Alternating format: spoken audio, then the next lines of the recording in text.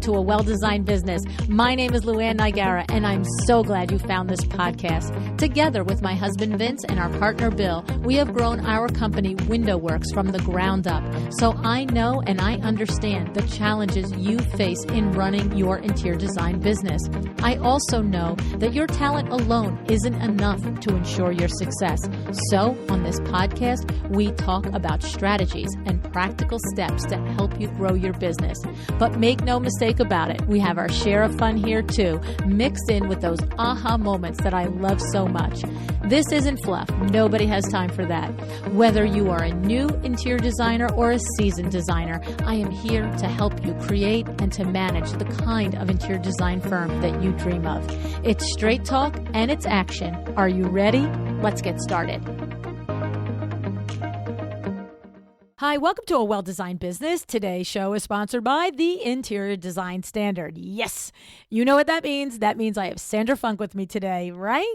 All right. Now, listen, we all know that the industry is different since the pandemic. Long lead times, supply chain issues, labor shortages, contractors catching up from 2 years of delays. It's a lot. And I don't know a single one of us that hasn't had to have a hard conversation or 2 or 20 with a client about these delays and shortages. Heck, as I've been telling you, at WindowWorks, they promoted me to CCO, the Chief Complaint Officer, the one who gets to have this hard conversation day after day after day. So if you can relate to this, Sandra is asking, do you ever find yourself apologizing for things that you really just shouldn't be apologizing for? If yes, Sandra is here to explain why she thinks apologizing is the wrong approach and to talk with us on what she does think we should be doing and how to handle it. All right. Now, if you happen to be new to the show and you haven't had the pleasure and joy of meeting Sandra, then you are in for a treat. Sandra Funk is a longtime personal friend of mine and of the show. She is a co-author in my third book, The Power Talk Friday Experts Volume 2, and she is the CEO and principal designer for House of Funk. With over 20 years of experience, she's been featured in Elle Decor, House Beautiful, The Huffington Post, Apartment Therapy, Aspire Design and Home, and Luxe Interiors and Design, and more. She's also an accredited professional for the Sustainable Furnishings Council. And if all of that wasn't enough, Sandra is also the founder and runs the Interior Design Standard, a program to help you, the interior designer, streamline your processes, transform your business, and pave the way to profitability. So let's hear what Sandra has to say about stopping apologizing and starting communicating.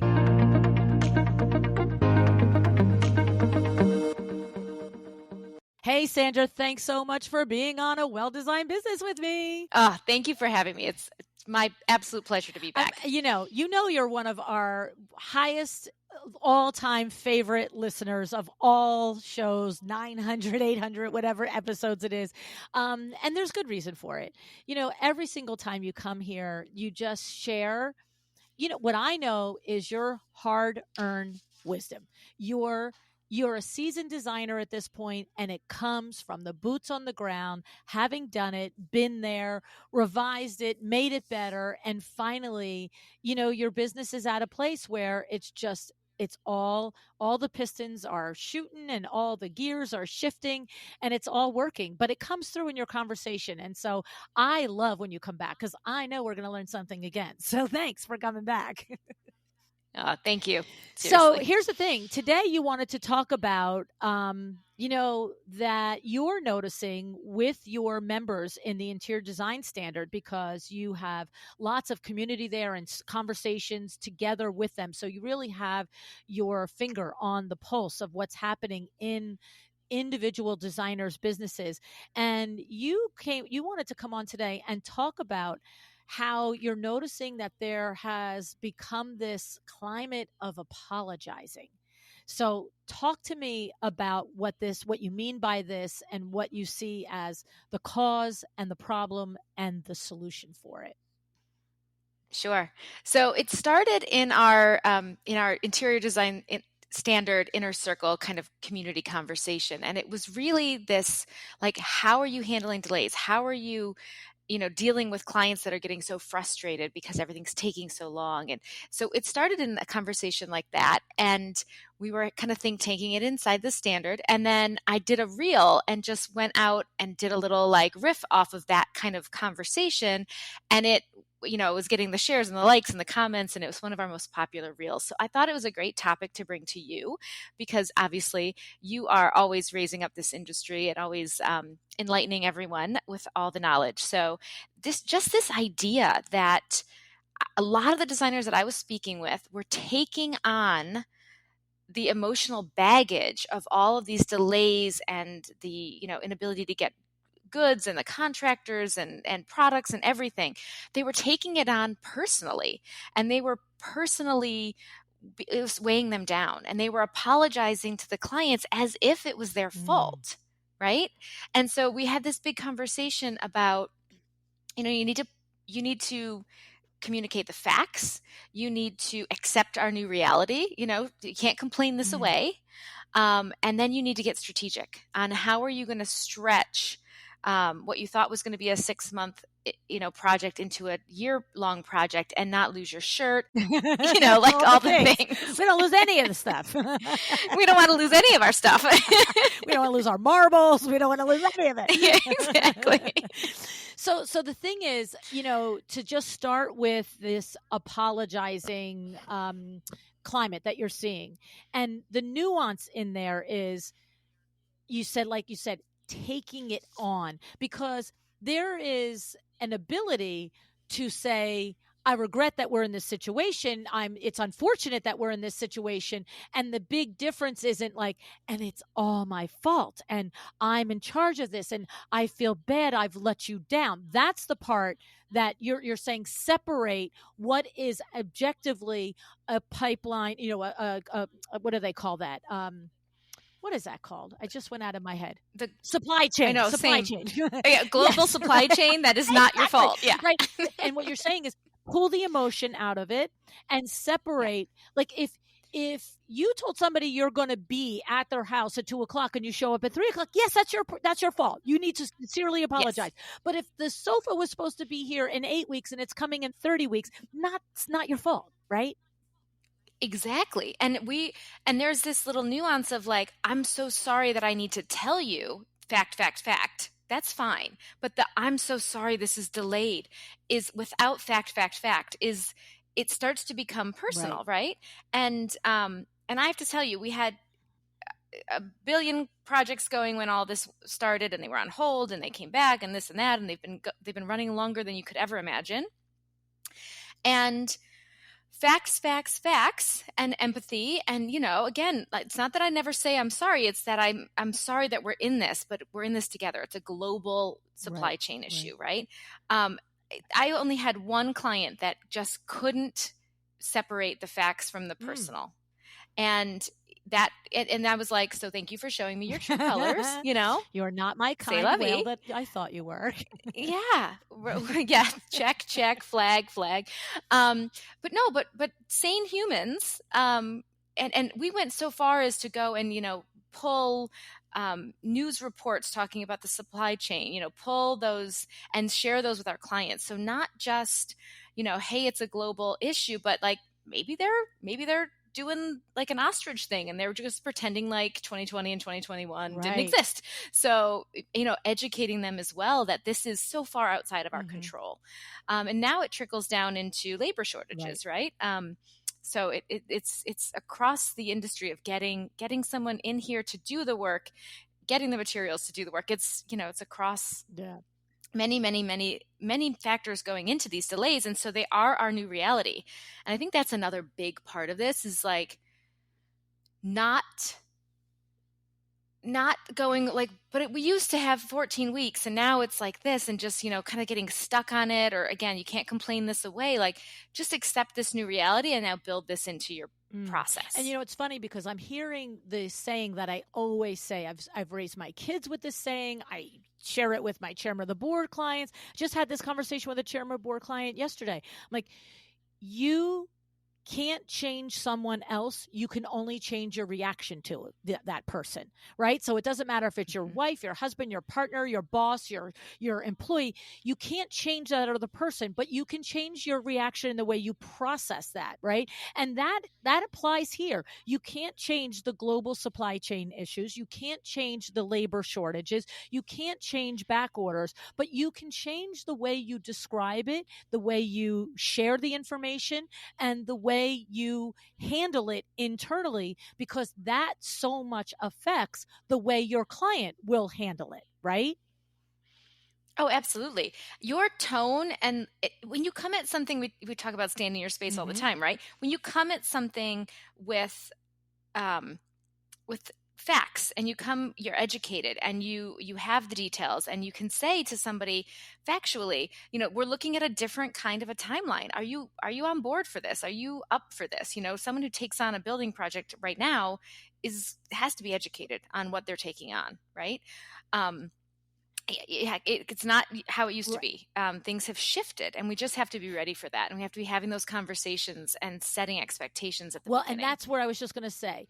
And the time to do it is in the beginning. That's another mistake. I think that you and I both see that is an easy trap for a designer to fall into is they don't say it ahead of time, pre-contract, but when all of a sudden the delays are happening, they're like, this isn't my fault. I didn't do this. I'm really sorry. But what you're saying is, before you sign the contract, you're going to go into a deal with somebody for, like you said, a new build construction or something, and saying, especially if you worked with them in the past 5, 6, 7 years ago, this isn't the same rodeo that we were at 5 years ago. What took us 7, 8 months, a year to do 5 years ago, it might take us 2 or 3. And then to go into the reasons why, so that, like what you just said, is they know ahead of time. And then when the craziness hits 6, 8, 10 months later and they're frustrated, you could say, hey, sweetie, we talked about this, right?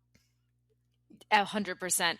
So, and that's what we talk through again inside the standard is we have all the things, right? We have the setting expectations, we have setting clear boundaries, we have communication templates and styles. So it's a matter of getting all of those things into order. And so setting expectations is so huge. And we have a really fun visual, and it's like the emotional timeline of a client project.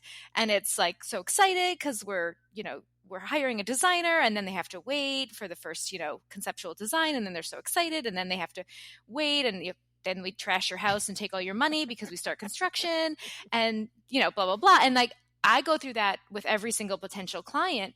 And it is so important to say to them, this, we take all your money and trash your house phase used to be 6 months, right? 12 months, 18 months, depending on the size of the scope of the project.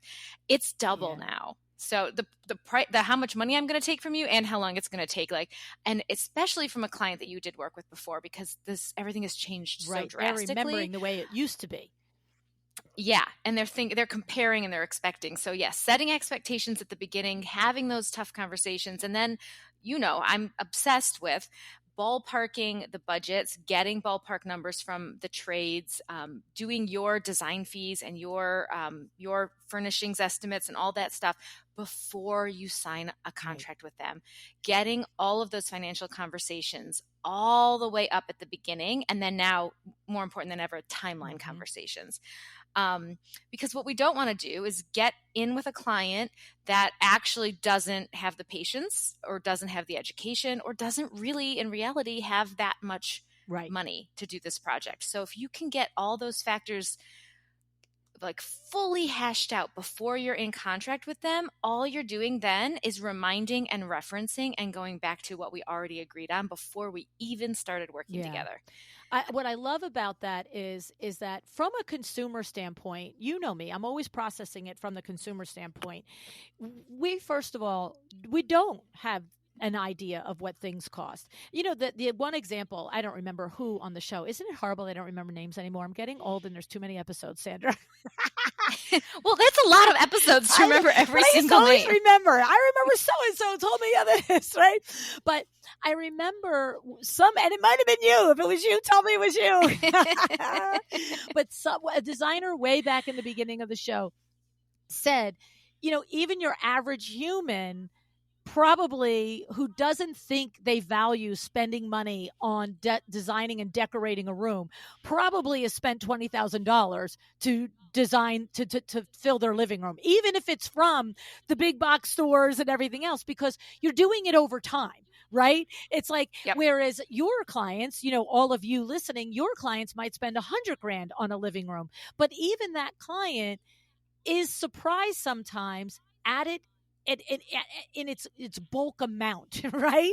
And when you do the way you teach in the interior design standard, which is to do all of that estimating as closely as you can prior, because your clients, when you're working at the luxury level, for the most part, probably 7 out of 10 people that you come across and you're doing that potential conversation with, probably 7 out of 10, Sandra, can afford the $100,000 living room, the $100,000 primary bedroom, the $200,000 kitchen, whatever it is. But even the 7 out of 10 might be like, wait, we're actually talking about $750,000 here in furnishings. Mm-hmm. And they need the minute to adjust to it. And then they do. And the 7 out of 10 that do come back and sign your contract. The 3 that were like, oh, I'm actually swimming in the wrong pond right now. Let me just get out and I'll go back to the highway. Right. But you eliminate them right then and there, as opposed to $300,000 in when you've got $500,000 to go. Right. Exactly. And they don't want to work with us either. Right. If that number offends them or shocks them, then you're like, there's no love lost. Like, oh, I'm glad we found out that we're not a fit. Thank you. Exactly. Peace out. But I'm saying even the wealthy who can afford it, it's still, it's respect, really, for them to know going in what the actual whole enchilada is likely to cost. Because even a wealthy person can underestimate it. Like the regular garden variety human underestimates that they spend $20,000 between IKEA and Lowe's, right? That person might really underestimate that. Oh, in my last living room, we did spend $100,000. We just did it over 5 years. This is the first time we're going to do it all at one time. And so that makes everybody just click and go, okay, yes, thinking cap's on. This is a real thing, right? Yeah. Absolutely. Absolutely. And I'll do an example budget where I'll break it out, humongous rug, sofa, and then they go, oh yeah, item by item, this is totally what we would spend. It's just, you never see it added up. And I'm like, like we've heard that 1,000 times. Exactly. Right? That's the point. And I love that you do it ahead of time. The other thing I just want to say is, you are not only talking from the experience of all of the one-on-one and group conversations that you have in your interior design standard community. So you have your finger on the pulse of what's happening here, right? I know that, but you're also a boots on the ground working designer, because I just picked up a piece of House of Funk paperwork yesterday that I had to, get some statuses on and do things on, because Kim is out with her baby, just had her brand new baby. Mm-hmm. And I'm like, why the heck did we just put this into production in December, whatever it was, when the date on this is from 2020? What are we, 2022? So I think it's an order from 2021. And I go to Catherine, I'm like, what is the deal with this? And she's like, oh, the fabric has been back ordered. I'm like, for a year and a half? She's like, yes. And I'm like, oh, so you're right in the thick of it. I have an order that's 18 months old for like 4 freaking Roman shades. Yep. Yeah. And I think it was also one of those where it's an addition, and the final measure didn't happen until, because the final measure can't happen until they build the room and the windows. Yep. And the windows are taking a billion years. That was the big so delay. I'm sure you're hearing that all the time, you're 100% right? She said that was the bigger delay, that the construction process was elongated to the point that we couldn't get final measurements for the things, and then the fabric was secondary. Yeah. Holy cannoli. Well, because then you got to, it's crazy. I'm not kidding about, I moved to Tennessee, early 2020, and I'm not kidding. I have projects that have gone on. This is a New Jersey project that we've been doing. It feels like decades, Lou. Feels like decades. It's crazy. So you're in it, is the point. You're not talking the talk and not walking the walk. You have had to have these difficult conversations. So we're saying, your advice is, you come up, with confidence and you do your Sandra Funk stand in your space and you do this ahead of time by setting the expectations. And then there's probably boundaries that we have to deal with too. So talk to us a little bit about when boundaries get pushed, because probably 3/4 of the way, halfway through, people forget the expectations that you set. Exactly. So, right, expectations and boundaries, so important. So, boundaries it's it's that design agreement. It's the scope of work. For me, it's a flat fee. So, how is this all going to work, right? I went back to projects that had been put on hold and that were all starting up right at the same time, and I worked with my lawyer and I worked with, my business consultant that I refer to, and we came back and said, listen, there's going to be a restart fee. I got to bring staff back. I've got to retrain people if their same staff isn't coming back. I've got to reacquaint myself with the project. We've got to get everything back into motion. So boundaries are really important, because if you don't have a defined scope of work and you don't have clarity and you don't have the right clauses in your contract, you might not be privy to that restart fee, or that, hey, listen, things have shifted outside of my control. Here's what we're going to need to do to make this continue to be something that I want to participate in from a business standpoint, from a profitability standpoint. So talk to me about that. It's also talk important. to me about that restart fee. I remember years ago, Laura Umansky. See, I remember some names, right? I remember Laura Umansky. She explained to us that this was pre-COVID. In a regular course of a project, if her team is needing approvals or answers from you, I think it was 2 weeks. If you don't answer in 2 weeks, she tacks on additional hours, because they've put the project aside. They've got their brain swirling on other ideas, and you pay however many extra hours to reacquaint. But this sounds bigger than that and different than that. Tell me when you would use a restart fee, and how do you do that?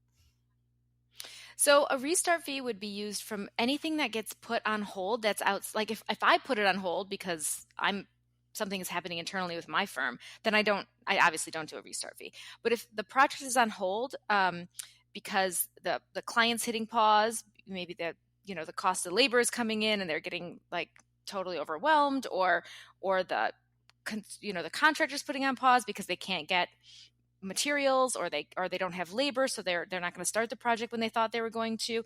Anything like that, anything that's happening outside of our control that puts this project on hold, that we then have to again set it aside. We had pipeline, we had a plan, we had our labor, our internal team set up to work on it.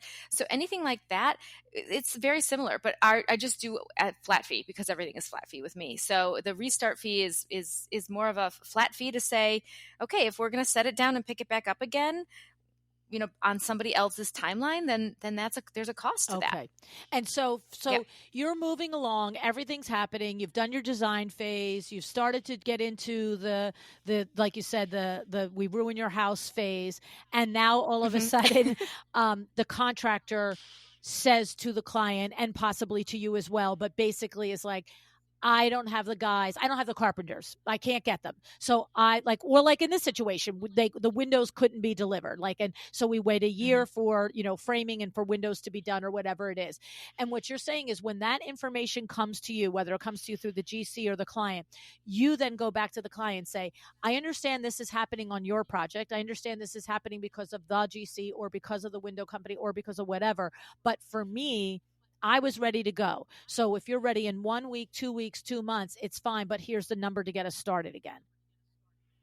Yeah, and the restart fee would only be if the project is like completely on hold. Okay. So if we're just waiting on windows, but everything else is happening, then you're still delivering furniture. You weren't delivering drapes, but you were delivering furniture and carpets and exactly. towel bars. Okay, but exactly. And what is the So the GC has to stop construction, and you actually can't do anything else.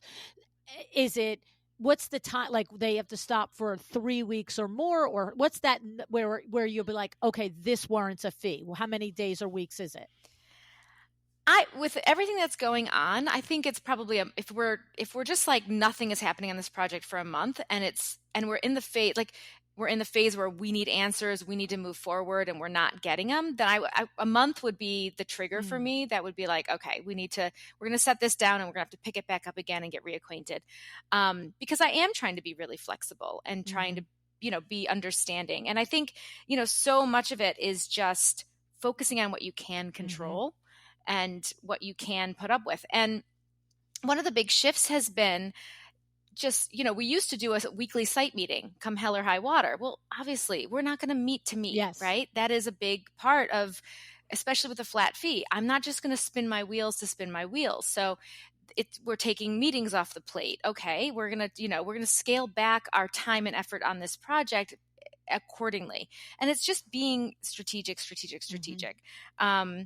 Basically, And one of the, so yeah, go ahead. so in a simple, just to boil it down to a simple terms, if there are things that you need answered by anyone involved on a bigger scale, not just what size is the Roman shade going to be, and your team can't access that information because something is stopped by some other major player, that's what you're in your mind. Like, I can't do a floor plan because you haven't decided where the fireplace is going to be, and because you can't get the thing. Well, I'm making up silly things, but the idea is that what you were supposed to do in that phase, your firm actually cannot do because of other people. Yeah. And it would be something Yes. major, like we're putting the project on Right. hold because XYZ. And that could come from the contractor or from the client or, Right. Okay. whatever. Yeah, something major would be the restart fee, not like little project delays. That's just life. Right. So. Okay. I mean, I really picked that apart because probably a smaller percentage of design firms initiate that restart fee. You know what I mean? It's probably, I mean, do you find in the standard that the designers are like, oh, you could do that? Yeah, I think that's part of it. I think it's I think there is a lot of like, oh, you can do that, because I think designers just a lot of times are just, they're like, this is such a bummer. It's not the client's fault, so I'm just going to suck it up. And it's the point I'm trying to make with this whole conversation is that it's not the designer's fault either. That's the thing. Just because it's not the client's fault doesn't mean it's your fault or your responsibility to bear the burden of all the chips that fall because of whatever it is you're dealing with.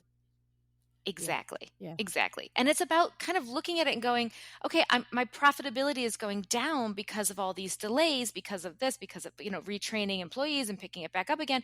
Well, again, it might not be the client's fault, but it's also not yours. So you have to just have that conversation. You have to have that, for me, it's like I go to my business consultant, I go to my lawyer, I go, this is not good. This is not good for profitability. This is not good for, timelines and pipelines.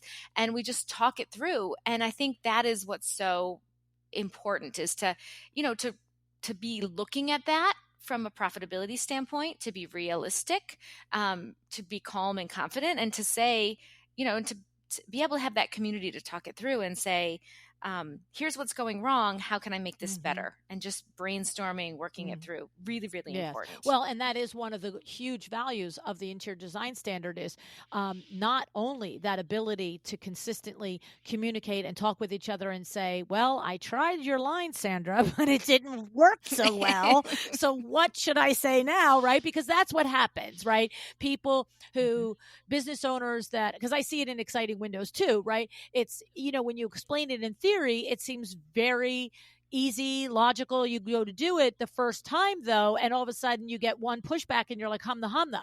And so it takes a minute, and it takes a lot of those peer-to-peer conversations to really find that.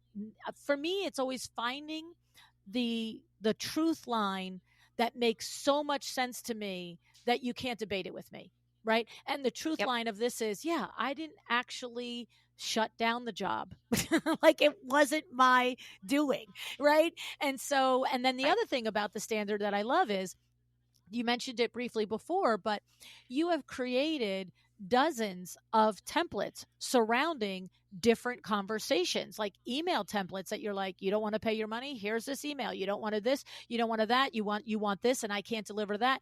And whether an interior design standard community member uses that template verbatim or just uses it to say, oh, that's the crux of what I'm needing to explain, I'll put my own words around it, right? 100%. Yeah. Everything that we do is editable because we want every designer to take it into their firm and just know that that is a valid business conversation. And there's some structure to it and there's an outline to it, but they obviously can make it their own. Well, it's like the whole thing of not starting with a blank page. And also too, when you go to access these templates for the hard conversations, it makes it a little bit easier when you're already feeling a little emotional about a problem that's happening to not start with a blank page and to be like, oh, just to your exact words right there. This is a valid, legitimate, professional business response to this type of problem that I'm experiencing. Okay, now your brain can start to shift from the emotional side to the logical side, and then you can either deliver it as it is, or your brain now relaxes and say, and I'd like to add this, or in my words, I would say this, or with this relationship, I should include this, touch or this information. But when you are jammed, right? You're jammed because you're in some sort of conflict with somebody, staring at their email that's fired up and you having to come up with the email back. That can be tough, right? Absolutely. And again, it's so crazy important to just say, okay, everyone's fired up. There's delays. Things are more expensive than they've ever been. Like, it's not an easy situation.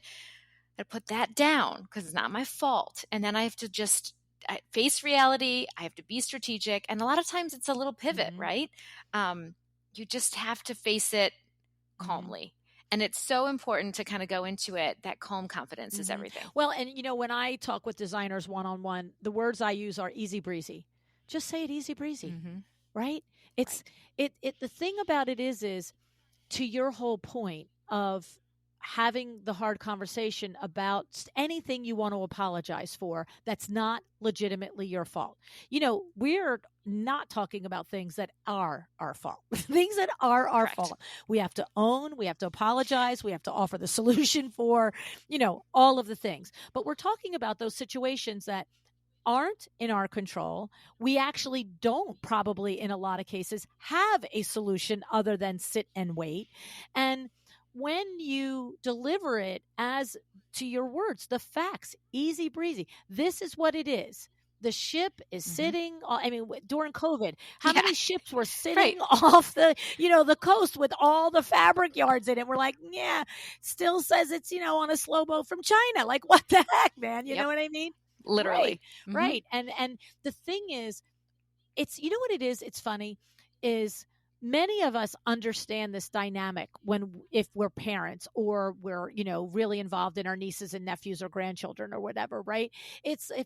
How many times, like Juan Carlos, my 2.5-year-old grandson, the kid flies through the air on the regular. I mean, Sandra, he can't sit still. He's got to, if he gets off a sofa or the chair, no, you don't just get off. He's got to bounce off from the chair to the ottoman. Half the time he lands on the floor on his head, and the thing is, 8 out of 10 times, he's like a weeble that wobbles. He just rolls up smiling and laughing, looking at you like, did you see that flip I did, mom? Right? But every once in a while, he gets hurt. And he's like, and he puts his head up and he looks at you like, am I really hurt? Are you going to run over to me? And it's that same thing. It's like, oh my goodness, buddy, you're good. Get up, blah, blah, blah. It's that easy breezy. If I run over, I'm like, oh my God, you poor thing. Are you like damaged for life? He's going to cry for 20 minutes. Isn't that the exact same analogy? How we go to our customer, our client with confidence is the same thing. It's like, we're good. This is fine. You got this. I got this. We didn't make this happen, but we can get through it together. 100%. It's that talking to them in a way that's like, it is what it is. We want the custom sofa. We wait for the custom sofa. Like I was doing my new house and I was talking to Nicole Heimer and I was saying, I haven't even ordered my sofa yet. What's the point? It's never going to come. And she said, she's of course laughing at me. And she's like, Sandra, get in line.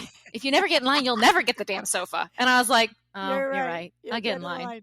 So I said to my husband, all right, the sofa's ordered. And he's like, oh, cool. When are we going to have it? I said, never. Don't worry. Just relax about the whole thing. Yeah. One day there'll be a Yeah. sofa. That's all we know. I'm not even going to start to give you timelines because they're That's going to change. exactly it. You know, it's so funny because Yeah. I ordered custom bedding from Kat Anderson from her Eleanor collection, and it's gorgeous. I mean, she custom designed it. It's amazing.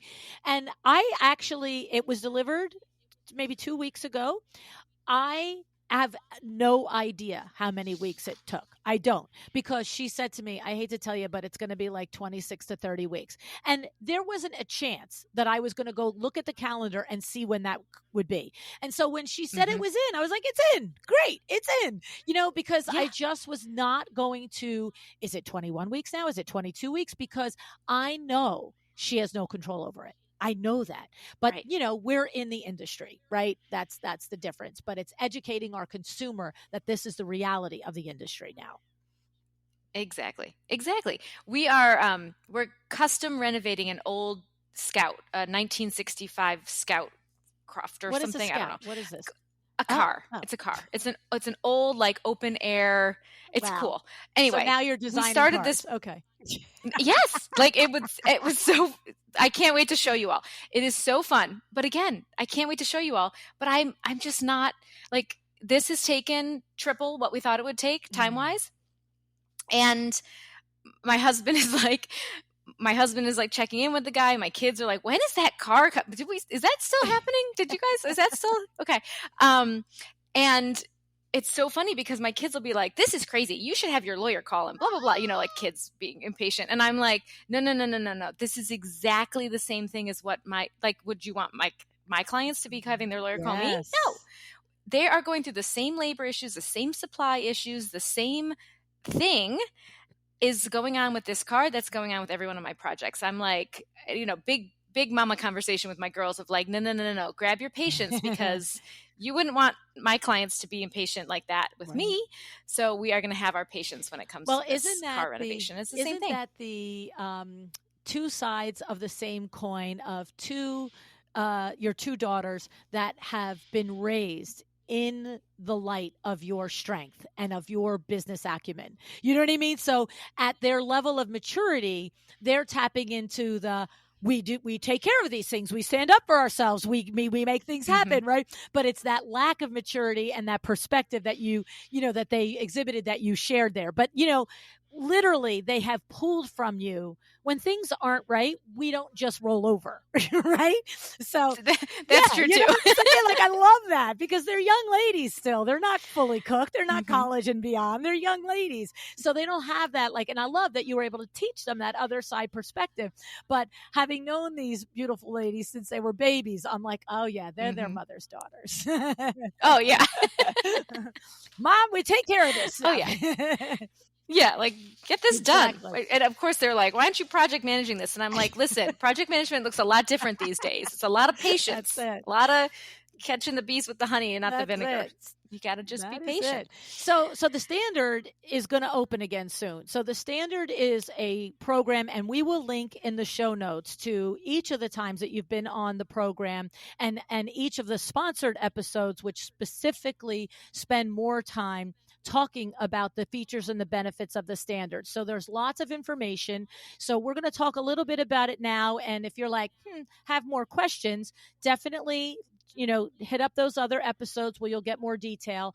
But it is a program that only launches 2 times a year. It's not like you can just join whenever you feel like it. So talk to us about the next launch and some of the things that you want people to know, maybe that have been introduced since the last launch or since a year ago or something.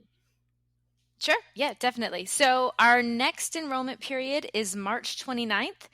2023, in case you're listening to this in 2027. And we have the incredible LuAnn as a bonus, and she does talk about how to close the sale. So obviously that's who you want to learn closing the sale from.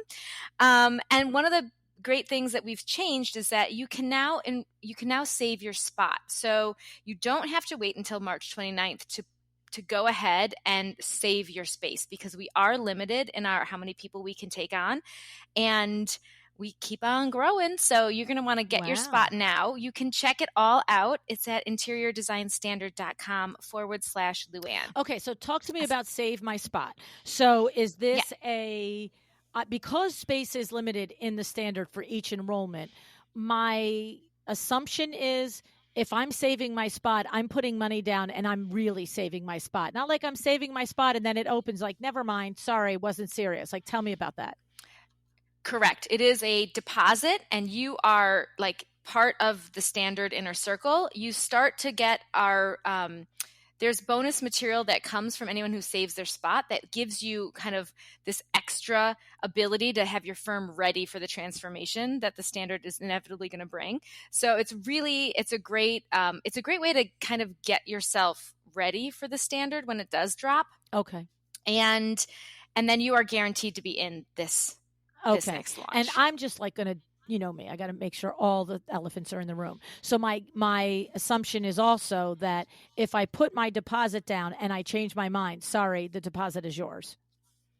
Yeah, that's correct. It's the only way you could do something like that. I mean, I didn't know before asking you, but it's the only logical way. You can't say yes, maybe, and keep somebody else. No, it's a firm yes. So know that you want it, because that's your spot. So know that you want it, and of course, you know, look, are you still doing design sips every Wednesday at 4:00?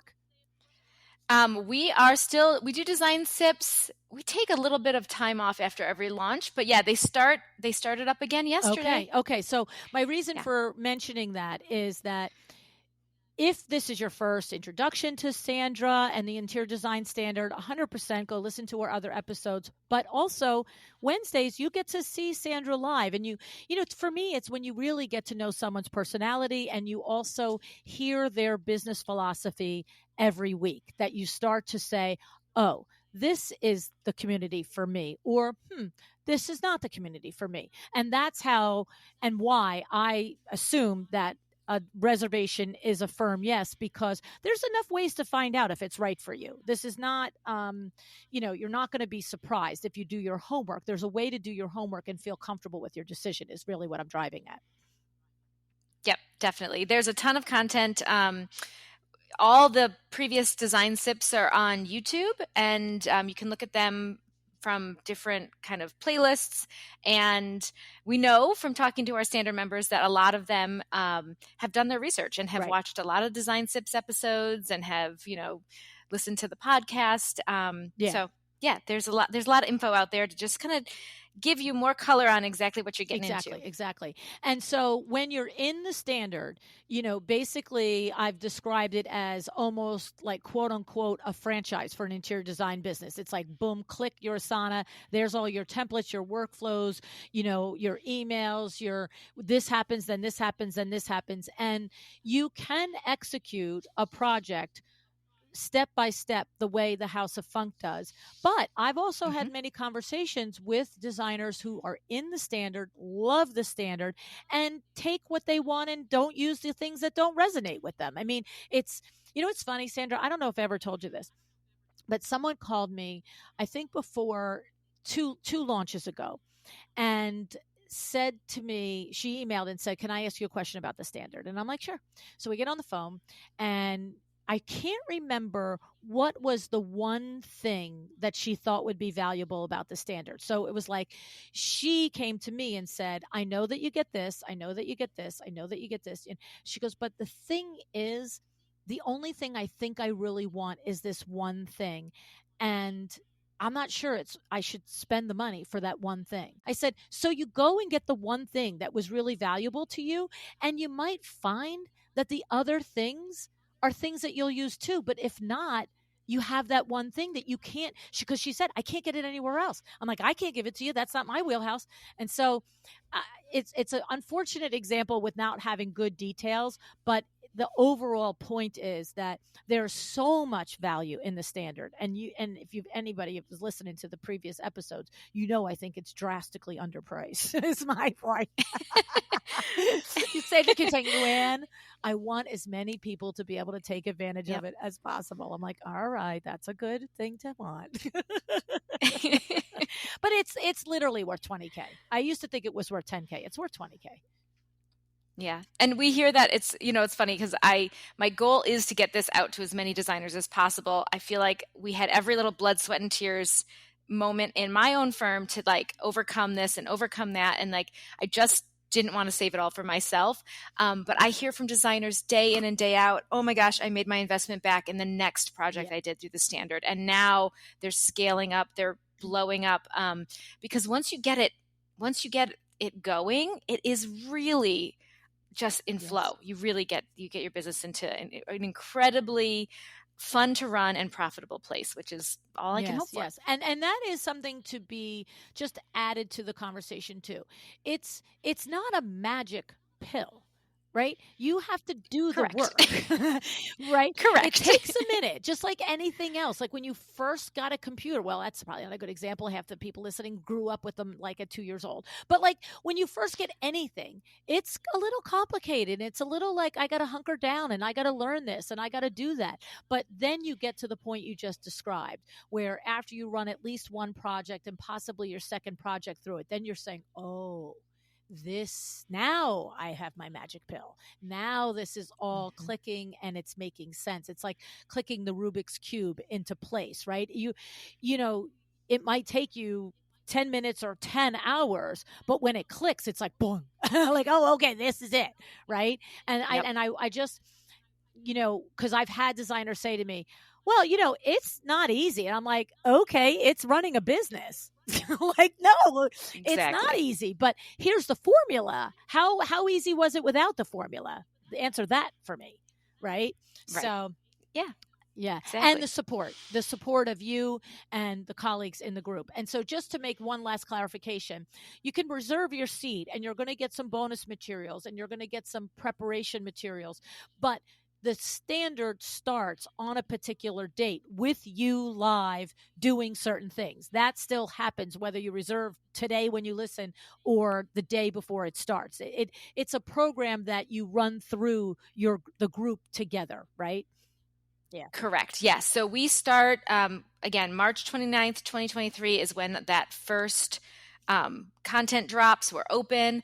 And then we have live Zoom calls we have like 3 live Zoom calls as you're going through the program.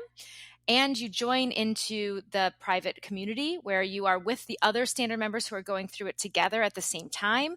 Once we get through the program, you kind of graduate into our greater inner circle where all the standard members exist. And and it's lifetime access, but that greater standard member group is gold.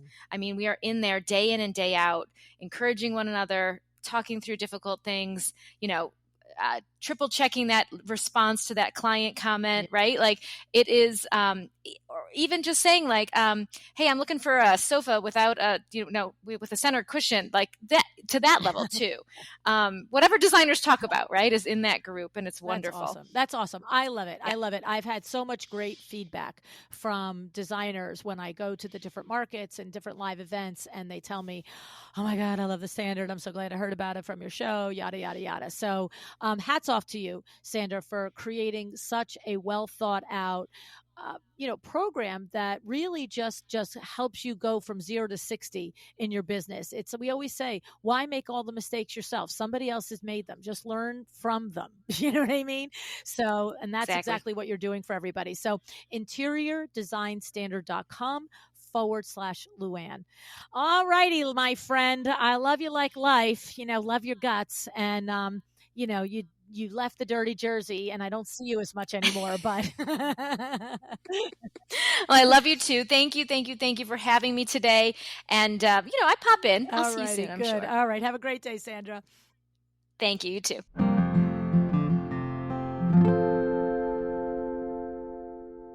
I want to make sure that you appreciate the nuance in what Sandra is talking about today. Because it is one thing to apologize for something, a situation, whatever it is, that you've had a part in creating. All day long, we need to do that. That's respect. That's integrity. And it's good customer service, right? And also, look at it seriously.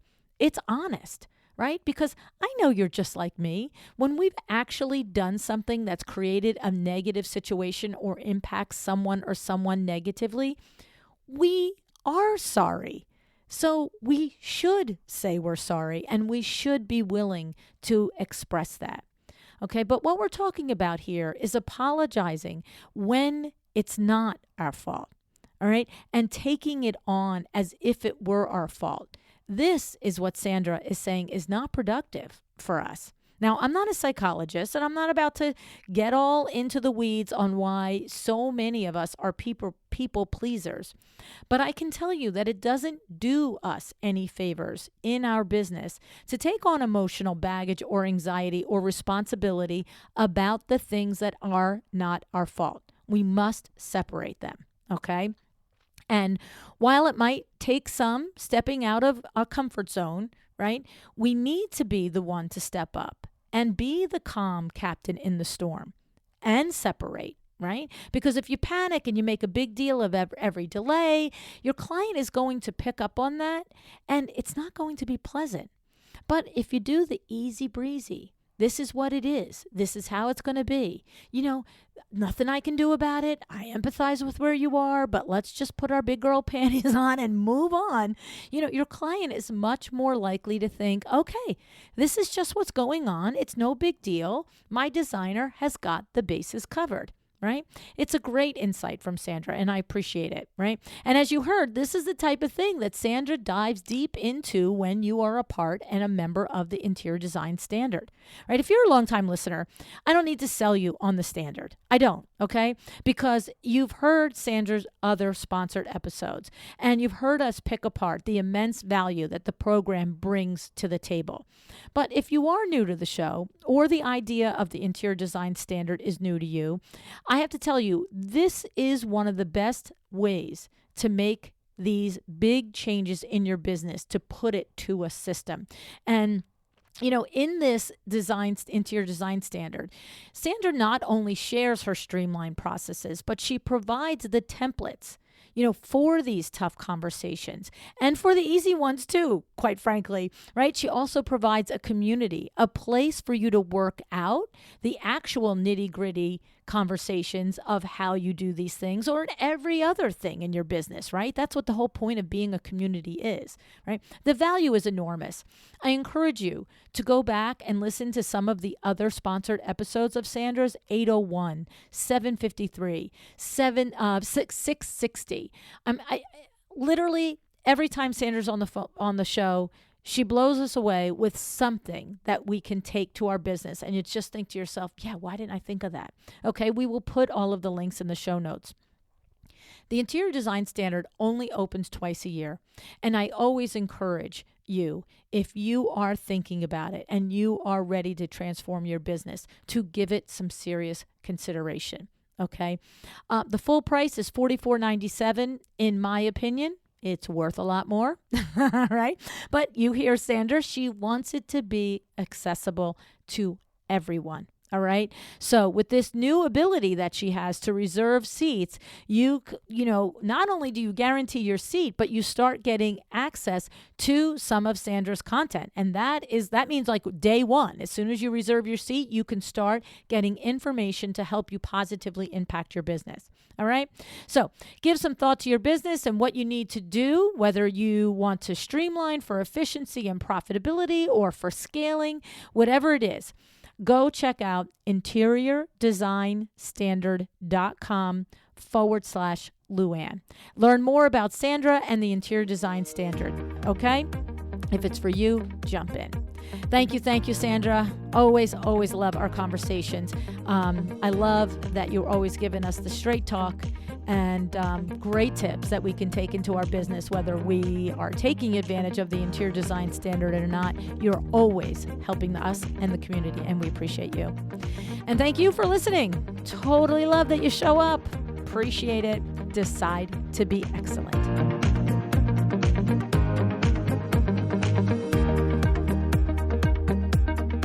Thank you for joining me today. This podcast is a production of LuAnn and Sandra, Inc. If you want to know more about me, my books, or LuAnn University, go to LuAnnandSandra.com. And if you are interested in having WindowWorks help you with your next window treatment or awning project in the New York, New Jersey metro area, go to WindowWorksNJ.com to learn more. Have an excellent day.